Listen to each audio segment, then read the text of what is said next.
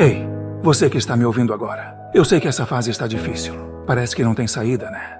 Mas presta atenção. Deus conhece o seu coração. Ele ama a sua alma de um jeito que você nem imagina. Talvez essa dor seja só uma preparação. Porque Ele tem algo muito maior para você.